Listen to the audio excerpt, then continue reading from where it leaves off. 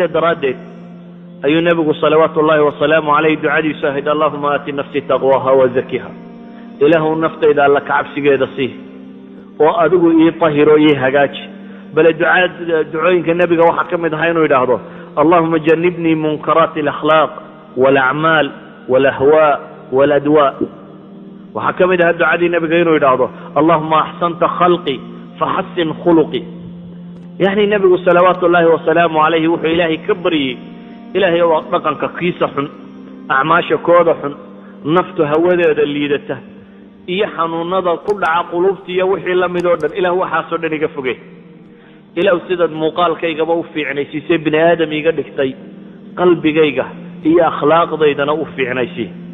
idan waxaan leenahay taskiyat alanfus qofka oo nafta tahira طهارة نشيغنا ونفط خير لغو تربية اللغة العصرية لا استعمالها وتربية الأنفس وقفك أم مسلم نمادي سيسكضية إنه نفتي سكون رباية إنه كوكرية رباية الله عرورته وحلا رباية قفول أو مسلم وحبه إنه نفتي ستربية نفط وحرق لما ستان الله ما تعكله وحيدوني سي شهوات ويسكتر بديه الشيطان وكل ما يهي إذا وحيدوني ساعده قانك وقبطه عمل كستو حنو أطربتين كف غضاه وحكاجة بهي وقت وحكاجة بهي عزيمة يقوانا ذك وحكاجة بهي أصحاب ونفسد وحكاجة بهي دين في عنها قادته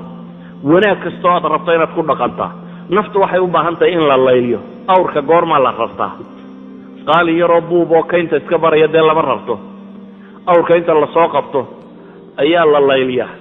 ومدان هام الله صارين هجان قرى الله برا oo kaynta la wada la ereriya oo kolba geed lagu xidha oo sanqar badan la maqashiya oo oodiya wax lagu raraa aakhirka haama lagu raraa bari dambe hayeen noqda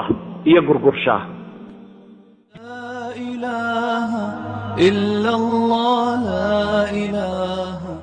illa